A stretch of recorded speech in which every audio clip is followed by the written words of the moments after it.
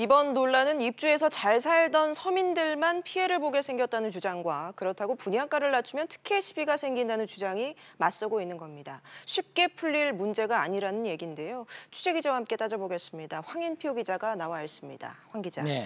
먼저 이런 사례가 전국적으로 얼마나 있습니까? 네, 전국적으로 10년 공고주택이 12만 호나 있는데요. 앞서 보신 판교 등 일부 단지의 그 임대 기간이 이제 끝나서 전환되는 게 내년에 끝나고 앞으로 5년간 전국적으로 13,000여 가구가 분양 전환 시기를 맞습니다.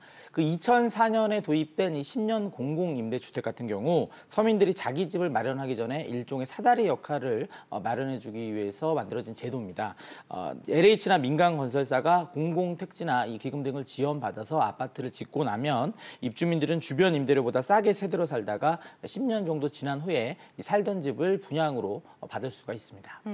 임차인들이 가장 원했던 건 낮은 가격으로 분양을 전환을 해달라는 거였는데 네. 이건 무산이 됐나 보네요. 크게 두 가지 이유 때문인데요. 먼저 10년 전에 계약할 때부터 감정가로 분양 전환하기로 했는데 이제 와서 계약 조건을 바꾸는 건 좀 무리가 있다. 이런 판단을 먼저 했습니다. 지금 입주민들이 그 10년 공공임대의 분양 전환가 가격을 5년 공공임대 방식으로 바꿔달라고 요구하고 있는데 이 요구를 받아들일 경우 분양가가 지금보다 최대 50%가량 정도 떨어지는 것으로 나타났습니다. 또 기존 조건대로 이미 분양 전환을 받은 가구도 33,000호나 됐기 때문에 형평성 차원에서 기존 조건을 바꾸지 않기로 했습니다. 입주민들 입장에선 어쨌든 지금 살던 집에서 계속 살려면 갑자기 이제 수억 원을 마련해야 되는 네. 상황인데 상당히 부담이 되겠군요. 주변 집값이 너무 오르다 보니까 안타까운 사정이 생긴 게 사실이지만 그렇다고 이들 입주민들을 사회적 약자로 볼 수 없다 이런 시각도 있는데요. 10년 공공임대의 경우 주변 임대료 시세보다 최대 65% 정도 낮은 임대료를 그동안 받아왔고요.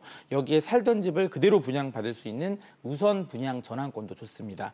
입주민들 요구대로 시세보다 훨씬 낮은 가격에 이제 분양을 해주면 당연히 특혜 시비가 있을 수밖에 없고요. 또 일부 입주민들이 이렇게 분양을 받자마자 곧바로 아파트를 팔아서 시세 차익을 챙기는 이른바 로또 임대 논란도 나올 수가 있습니다.